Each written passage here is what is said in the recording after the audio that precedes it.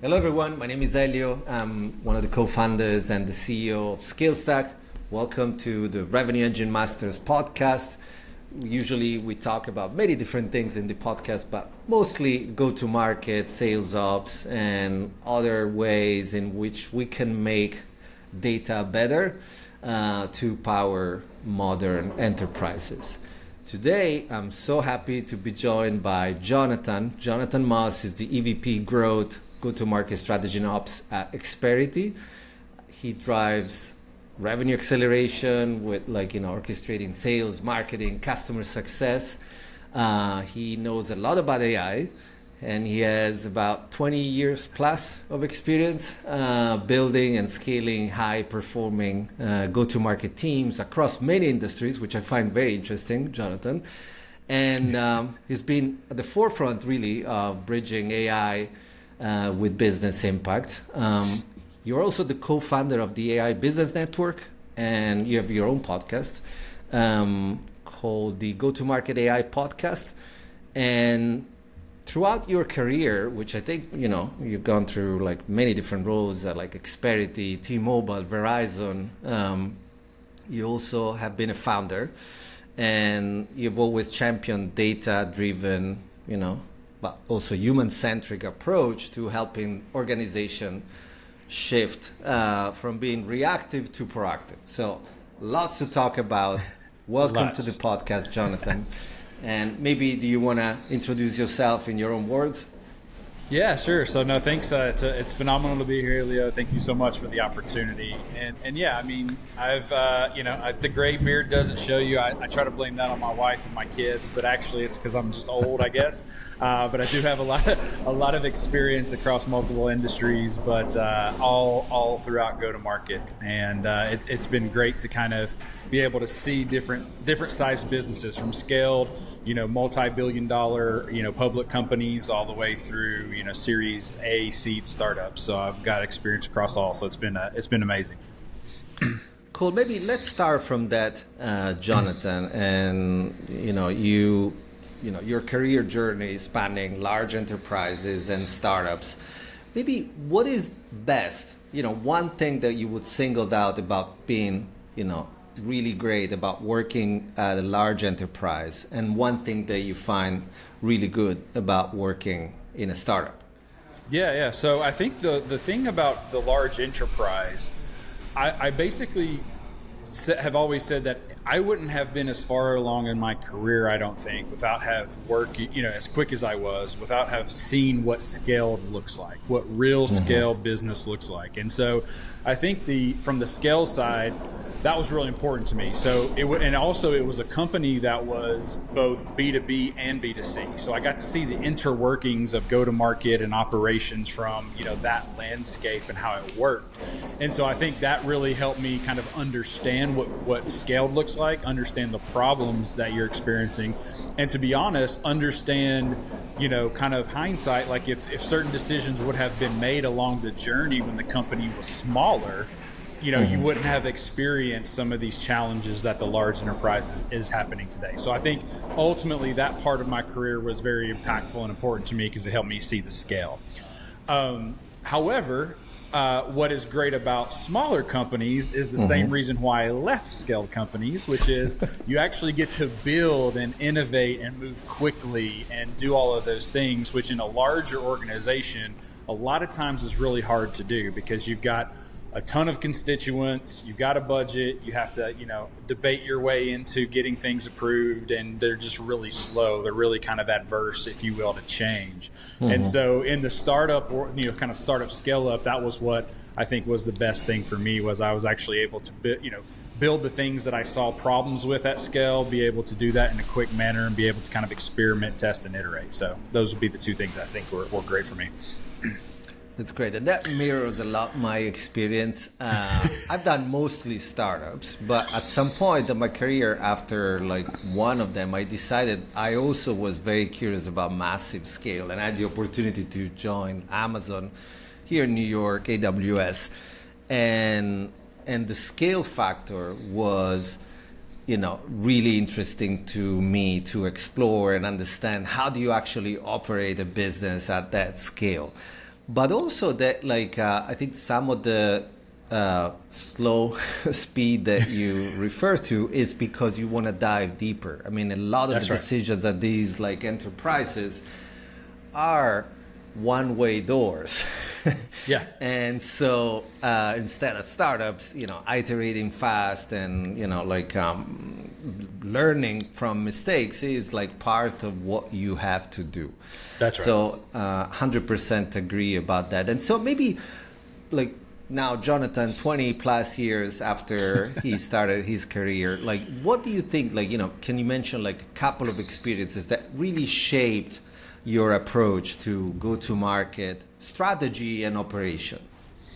Yeah, I think really what I learned, from the experience, I think, and I'll kind of take instead of the experience example, what I kind of learned was something that you just mentioned and that I kind of live with, which is kind of the balance of doing a deep dive. And so I think what really kind of helped me along the way through the experience was kind of thinking of things through like first principles perspective. So just breaking things down to their most basic and fundamental truths. And so ultimately at scale, you have these big complex systems and big complex things. And so that experience of untangling such a massive organization and all the things that go into it really helped me kind of break things down to, digestible bites to understand how they operate. And so that helped me also in the startup experience, right? Which was, I was able to take that same approach.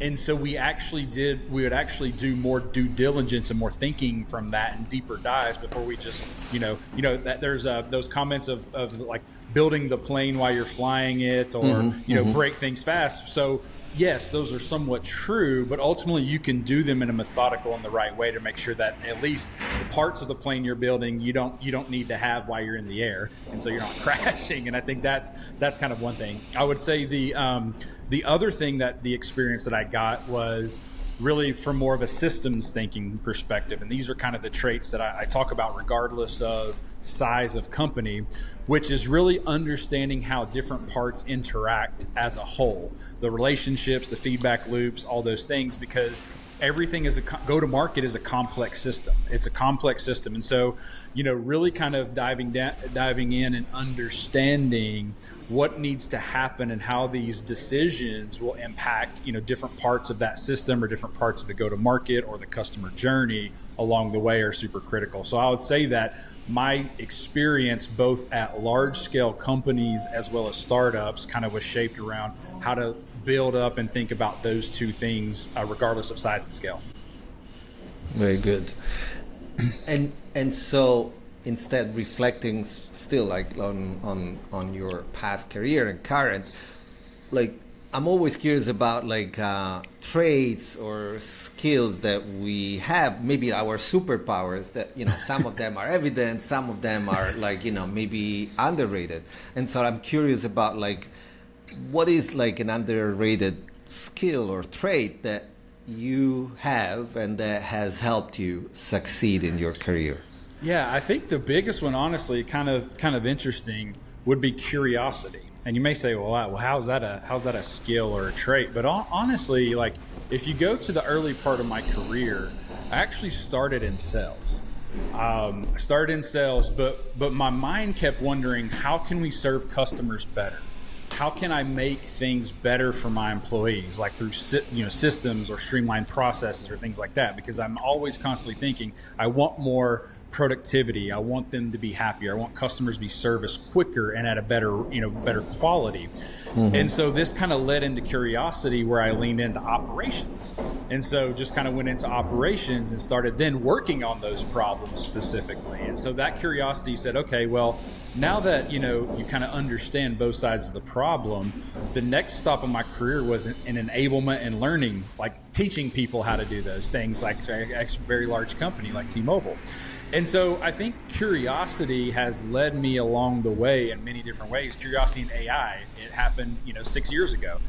We had AI in our products, for example. I was working at startups that had AI in their products, and you could see the impact that AI was having on the customer and the problems that it was solving. And my questioning and curiosity was like, why don't we use AI internally? Like, why are we only focused on external AI use cases, right? There's so much waste and inefficiency and things that we could leverage AI internally for. Why are we not doing that? And that kind of led me down the path I am now. So I think this kind of curiosity trait, to me at least, is super important because it can kind of lead you down a bunch of different ways, from not just learning and kind of raising your lid, as I like to say, as far as your capabilities, et cetera, but it leads you down different career paths and career journeys. So I would say curiosity is probably my number one. I love that, and I'm not surprised at all. And I love curiosity as a trait in people, and I 100% agree that it's a fundamental component of learning. Because if you're not curious, you're not going to learn. But also a certain trait of being humble, that yes, there is a lot that we don't know, and that in order to learn, I want to discover how things work, or how can make them better. So I love that. Maybe let's switch then from you to you as a leader, and so the guiding principles of managing, coaching people. How long have you been a manager? My first manager role was in 2010. So 15 years, 15 plus years of that. 2000. Oh, no, actually. Oh, no, sorry. Way earlier than that. So 27. So about 18 years or so. Okay, very good. And so what do you think that instead, for being a better manager or leader or coach, what has helped you, and what is your guiding principle when you build and coach a team? Yeah. So I think the first bucket I would say is kind of leading with purpose. So this kind of trait kind of showcases who I am. So, kind of the connection piece, building trust, but also being able to have candor, because I think those two things are very important balance. Energy. So sustaining my own energy and energizing others. You can probably hear my passion, my voice. I'm like this all the time. You look and tell you that every time we talk. This is just who I am. And I've learned this over time, because your energy is infectious to others. And so really kind of what is the purpose, who I am, and making sure that people know that about me and what they're going to get. The second thing is creating impact, and I call that how I lead. So who I am, but then how I lead, and that's really around servant leadership. So I fully believe that leading people is a privilege, and you've got to be committed to their success. Not everybody wants to do that, but to me, that's the most important thing, because these people are looking up to you for guidance, for development, for help every single day. So setting the direction, even if it's ambitious, all those things, and then really challenging. So asking hard questions that enable people, to basically think about and learn. And the questions aren't, the questions are from my experience, and the questions are those, from, different points of view, because in my mind, as you kind of mentioned earlier, I don't know everything. And a lot of times my questions can either be because I know it and I want to lead you there, or because I don't know it and I'm just genuinely curious to understand it more, to really kind of help. And so I think those principles are really important to me. And you'll find this interesting. So I've worked with many Amazonians. And so obviously, even though I never was an Amazonian myself, I feel like that I've worked there. And so there's a lot of those principles that, you've mentioned earlier, like a one-way door. That's a big one for me, one-way and two-way doors. So making sure that those are clearly defined, and let people experiment, let people innovate, empower people to make decisions, especially, around being customer obsessed. So there's a lot of things I've taken from that culture for sure too. Are you good at delegating? I am. I'm actually really good at delegating. To me, there's kind of two forms of delegating that I would say that I look at. One is completely hands-off delegating, which is I set you up for success by telling you what I expect, the clear guidance, answering your questions, doing all of those types of things to make sure that you're set up for success, but then letting you run with it, and then coming back once it's done. And then there's hands-on delegating, which is kind of interesting. You'd be like, wait, what hands-on? That's not delegating. But it is. It's where I partner with the person, whoever it is, and we're dividing and conquering to accomplish. So there's certain things I delegate to accomplish the goal to help them, and then there's certain things I want them to see from me, because ultimately if they see it from me, I'm teaching them how to do it, because it may be a skill or something that they need, that we need more, them to be more well-rounded about, or they haven't experienced it.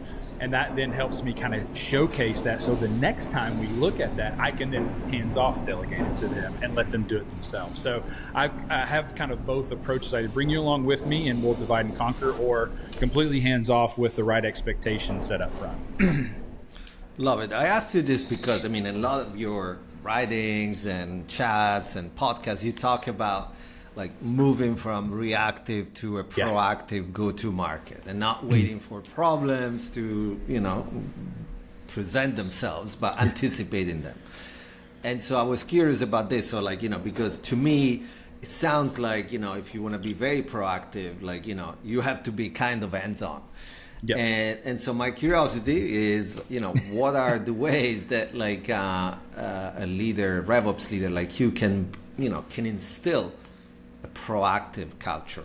Yeah, absolutely. So the key is, so going back to the delegation piece, and actually going back to the first principles approach and systems thinking. So everything we do, we want to break down to understand why things are, if there's areas that we're not being proactive, or there's reactive areas, why aren't we being proactive today, and what's in the way, right? Are we just being ticket and queue managers? Are we just saying yes to everything and doing everything but getting nothing done? And then just kind of understanding those types of things. And so that's important to me. And to your point, I am very hands-on, because ultimately the way that you kind of shift from reactive to proactive, especially in RevOps, and really this is kind of across the board and anywhere, is number one, you have to have a common kind of framework across all the teams. And so I look at kind of revenue architecture as a really great framework that you can have across your go-to-market teams. It aligns everyone, et cetera. And then you have to solidify with a foundation of data-driven discussions. Right? If everyone's coming with, random data or no data, and everyone's just talking anecdotes, then it's like, what are we talking about here, and how do I know what I'm supposed to solve? And if you don't have that data, you're flying blind, and so how do you even know you're solving the right problem? The health indicators of the business should be your kind of guiding light with the data to kind of bring people together and start discussing what are the key problems and elevate those things. And the second thing to be proactive is you've got to have a roadmap of where you're going. So whether that's what am I doing over this week or the next week, what do we need to accomplish in the next quarter, 2 quarters, what do I need to accomplish in the next 12 months. You should have that, because that's your North Star. That's how you become proactive. And then what happens is, because ultimately you have that and you're aligned with your stakeholders on a kind of ongoing basis. So you'll love this word. We have mechanisms in place that basically where we can ensure that we're all aligned to this roadmap.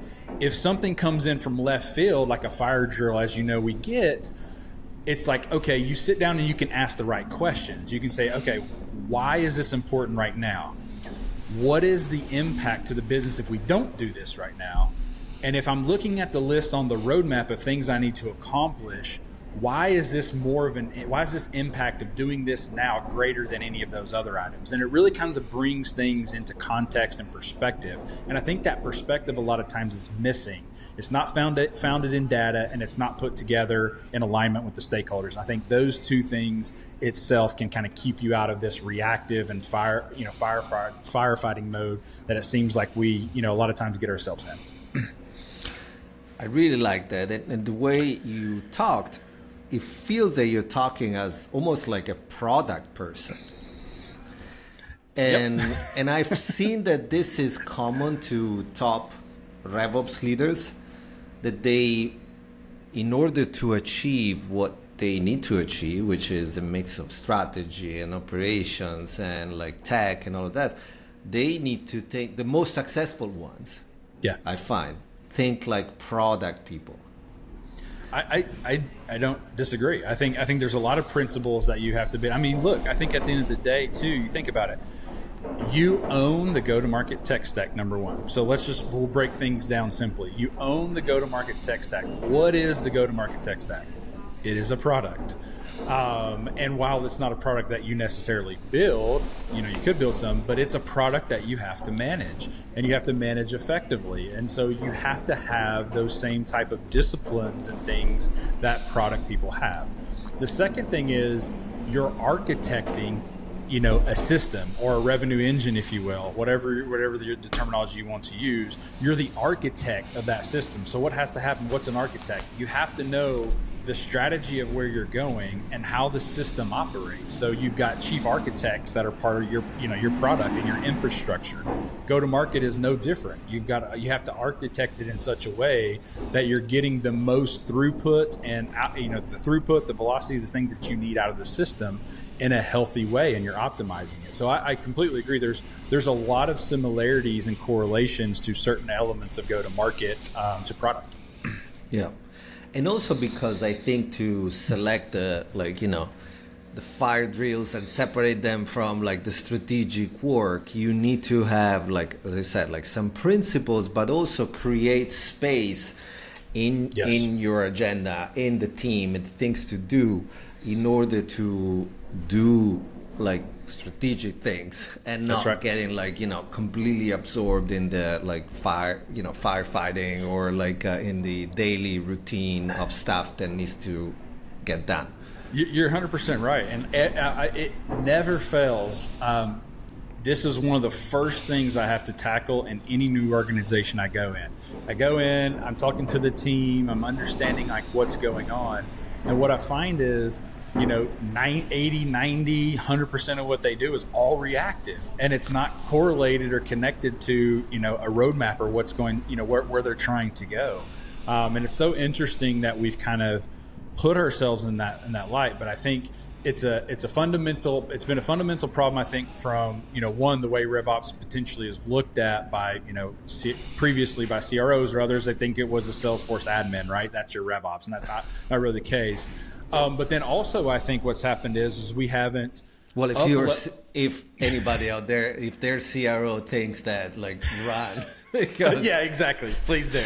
Yeah, especially nowadays. I mean, look, maybe in the period of growth at all costs, you could have got away with that because you just throw bodies and capital at the problem. But over the last 2, 3, 4 years or whatever, hopefully that didn't happen anyway because it was the wrong call.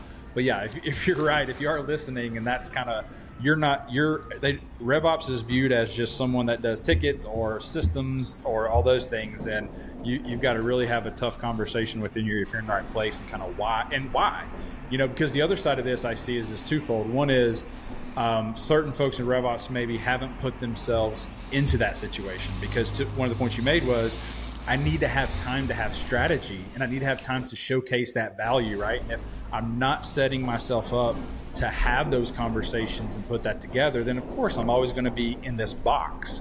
And so you've got to also sometimes help yourself get out of the box too. So, but I completely agree with what you said for sure. Yeah.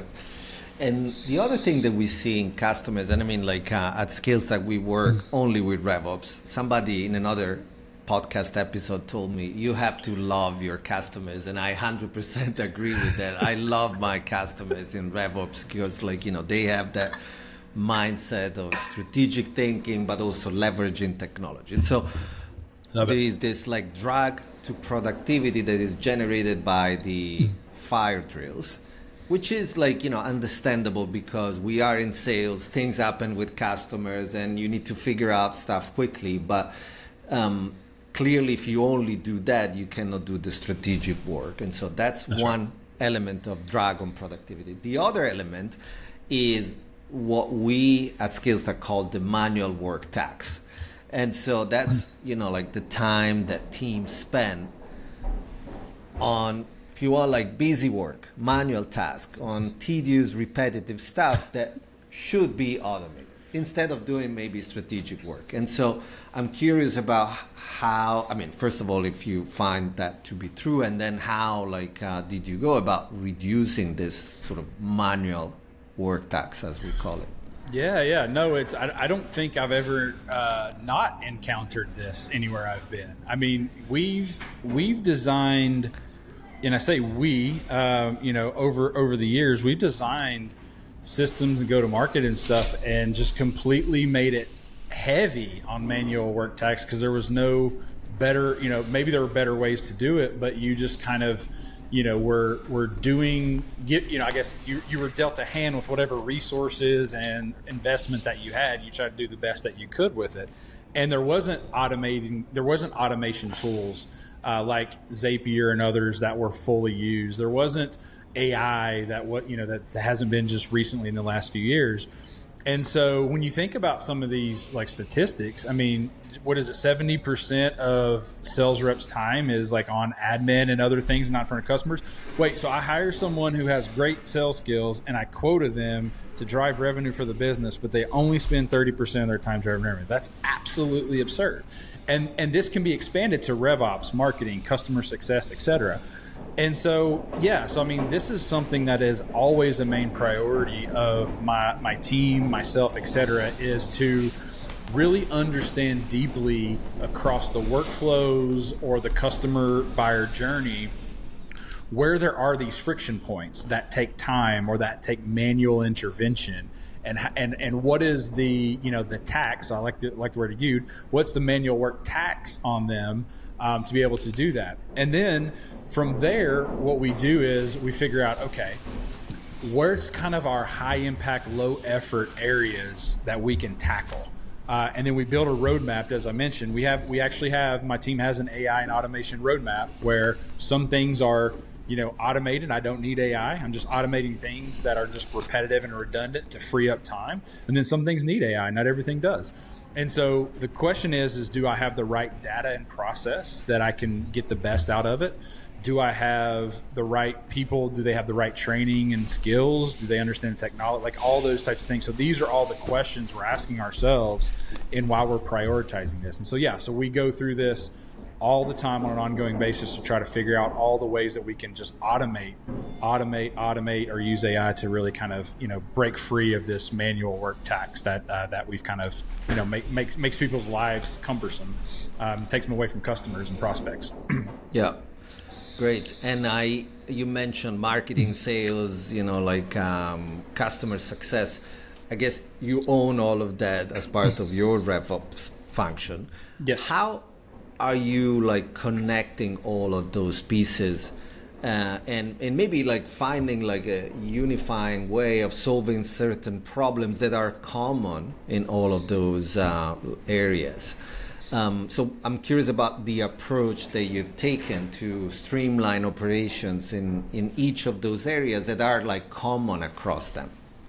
Yeah, so I think I'll use one research. So research and intelligence. So marketing needs ongoing research on the market, on the personas, on the ICPs, on the messaging. And so now we have agents or AI, if you want to use that, however you want to approach it, that can actually continuously update dynamically and think about personas, think about ICPs. Are they changing?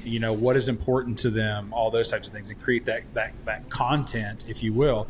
That content then feeds into creation of sales messaging and value props, and how what are the common objections that you may get. And so we're using kind of automation and AI in order to kind of come up with these, and also even build battle cards. So build battle cards with how I then use that messaging. We have a custom GPT that will build out battle cards for us, with our comparisons and with our information.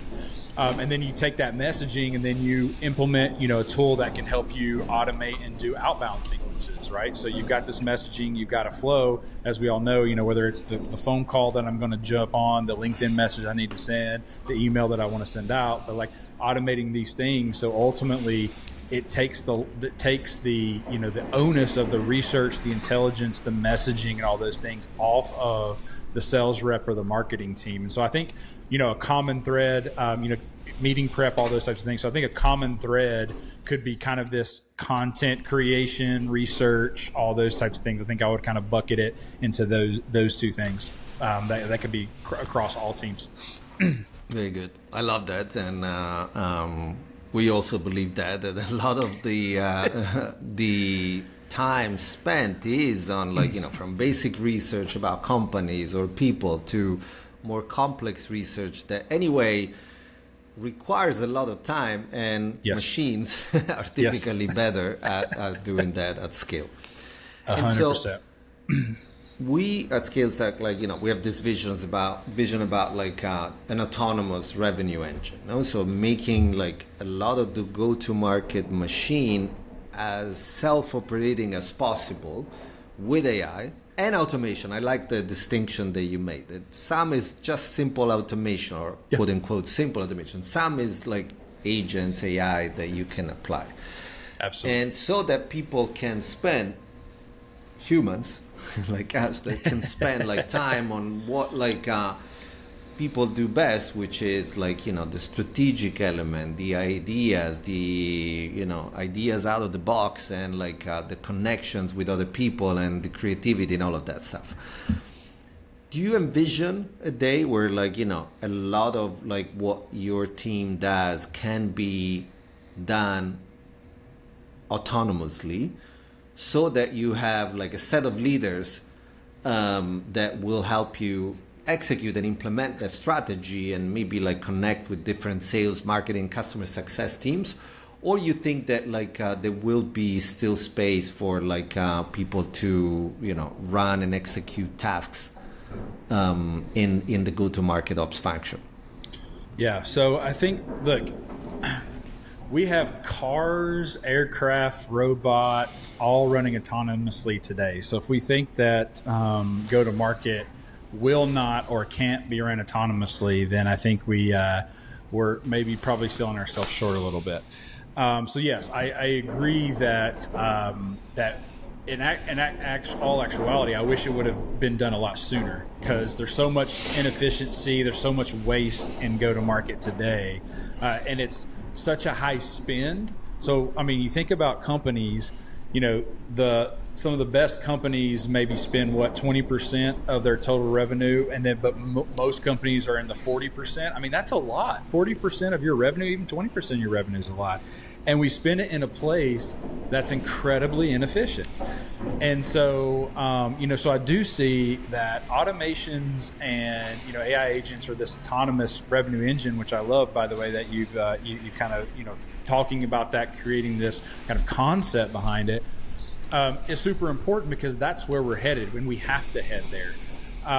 And so I do see, and you're kind of already seeing a little bit of that today with all of these kind of automations coming out, whether you're using tools to automate. I mean, you've got a great tool that not only does it automate, but it also uses AI and agents and things to help you. So, I mean, there are all kinds of capabilities and tools out there today to get us to where we're headed. And so where we're headed is a place where especially for a RevOps guy, I'm excited about, because I'm like, holy shit, I don't have to, do manual systems work, manual data analysis. I don't have to do these lead routing assignments and all this stuff that I'm building my own logic behind, or using, there's just so many things today that I'm super excited about, because ultimately, at the end of the day, who is best positioned to make this change happen and to be the orchestration layer? Because really, what is RevOps today?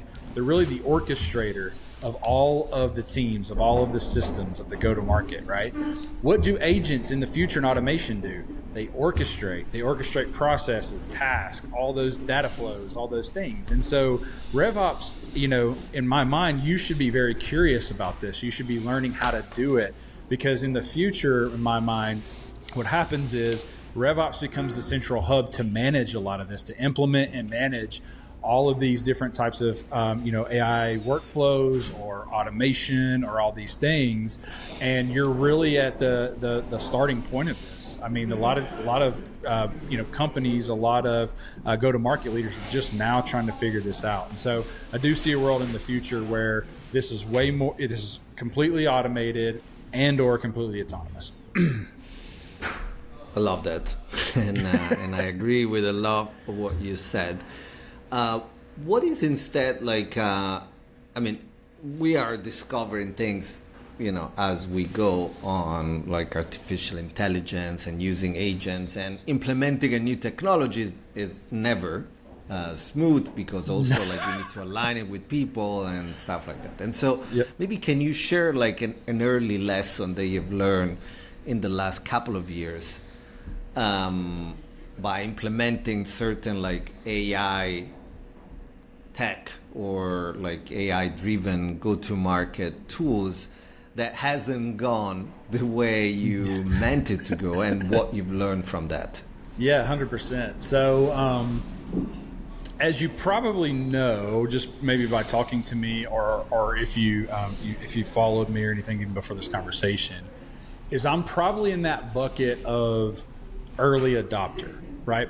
And so I see the world in a way that many do not, and that's okay, because many people see the world differently, both from their experience, both from where they're at, both as far as how their point of view on things, their talent capabilities. Like, I have a lot of deficiencies myself that other people is their competency or proficiency, right? And then I have a lot of things that I'm really good at that they're not, and that's just how we have to operate.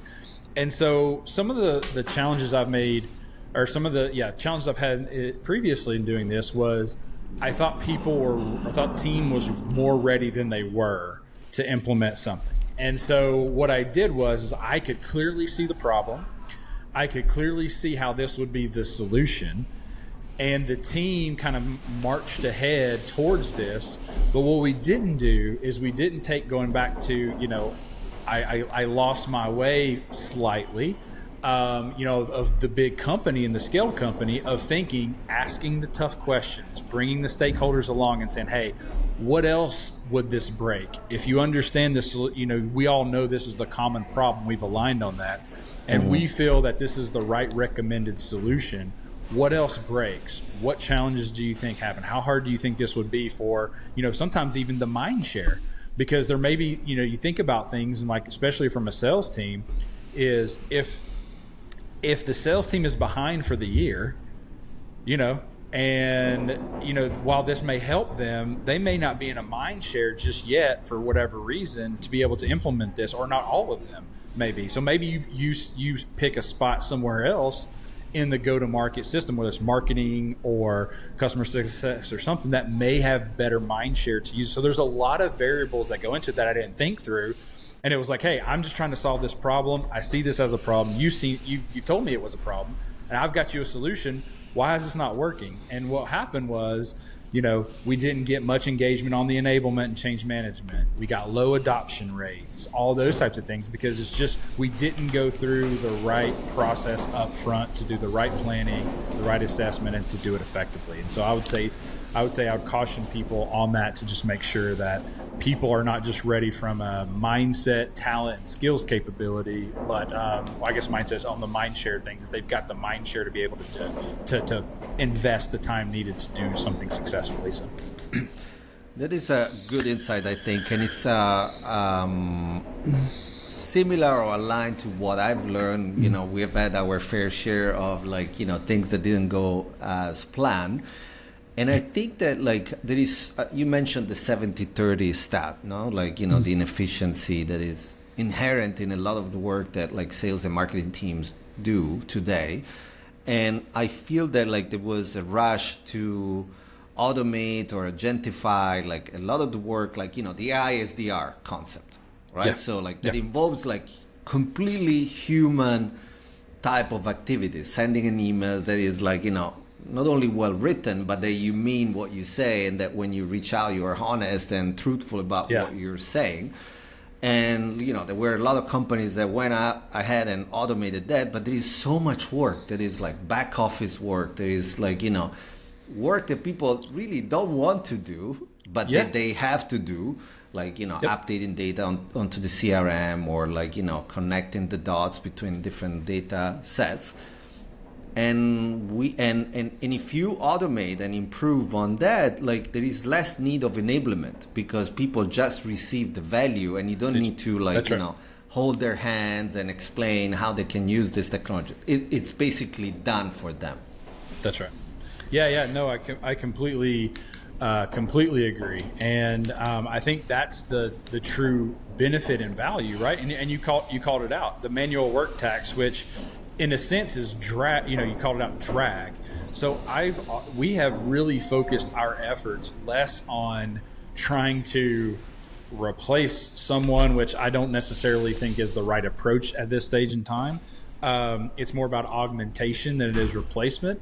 And then it's really about eliminating drag. Those are the things, if you look across your like processes and stuff, and you map out your workflows, you map out your journey, I can almost guarantee you will find more value, from a revenue standpoint and outcome standpoint, et cetera, in eliminating drag than you will with trying to accelerate top of funnel or something like that. And I know that's probably a very, because everyone's just so focused on volume at the top of the funnel. And I'm not saying that you don't need volume. That is 100%. You do need some sort of volume. But if you're getting a million leads a month, but you're only converting at 1%, like if I'm converting at 20 or 30%, I can do 20 to 30x less volume. I don't need a million, right? Or, I know a million's, out there number, but ultimately the math is the math, and it works. And so if you can eliminate drag across your go-to-market, your buyer journey, your customer journey, you can really, really accelerate your volume, your volumes that you've already captured. It's the difference in demand gen. I call them demand capture. I've already got demand that is there. I need to be able to capture it and convert it across every stage. That's easier to focus on than it is to try to just go constantly find new people, find new stuff. Yeah. I love that. And we don't spend enough time. We don't spend enough time on it. Love that. There is so much value. There is like treasures and troves of data and insights in what you already or what people already got, but that it's difficult to find. Because until recently we didn't have the tools to do, and I 100% agree with that. Super interesting stuff, Jonathan. I already see that time is running away. I maybe wanna end on you have a lot of interesting experiences in a lot of different industries. I think you and I operate in some sort of bubble in tech where all of this sort of seems to make sense, but what about other industries that are maybe less exposed to this? What is the idea that you have right now on helping those, I don't want to even call them less tech savvy, but less exposed to this echo chamber in many ways of the technology? What is that if you were to talk to a RevOps leader or a go-to-market ops leader or a CRO at a more traditional industry, you would try to transfer to them? What is that you would tell them to say, hey, definitely you need to look at these three things or two things? Yeah, I think one is, I've been in, 9 industries now, I think across my career, if I count them. Yeah. Again, I continue to age myself on this podcast. But ultimately what I can tell you is the go-to-market, system, what the approach you have to take in the frameworks, they're all the same. Are there nuances? Absolutely. There are nuances in the ICP persona. There's nuances in the problem and the problem that the problem that you're trying to solve with your product and the impact it has. But ultimately, you're still trying to drive volume and conversion on top of the funnel. You need to take that and you need to continue to convert it and try to close it. You need to keep that customer around and keep them expanding. It doesn't matter which type of industry that you're in. If you're thinking about it from a go-to-market perspective, and this is kind of why people have always been well, how, you get these comments yeah, you can't work across industry because you don't have knowledge of the industry. Well, candidly, the knowledge of the industry is the easiest thing to learn. There's so much out there. I can learn all kinds of things about the industry and the personas and things, but the go-to-market, 70, 80% of it's the same. So I would just say, regardless of if you're in tech or not, if you understand how go-to-market works and you understand the revenue engine, then you can apply a lot of these principles and things and technologies that we're doing in tech and SaaS and other things that can help you. I think that's number one. Number two is AI is what you would call this leapfrog technology, which means that, and this is what is, because I'm at Experity, I'm in health tech right now, and we are so far behind. Like Elio, no offense to everyone, I've said this internally, so in case anyone hears this, they know this. I'm not talking behind their back. I'm embarrassed by our product. I really am, because it is so old, and healthcare did not invest in the next wave of innovation, right? It didn't invest the way that other companies did. But with every challenge comes an opportunity. AI is a leapfrog, technology. Now we're deploying AI all the time, and we're deploying AI capabilities throughout our product to really help solve problems that we can't go re-architect our software to do.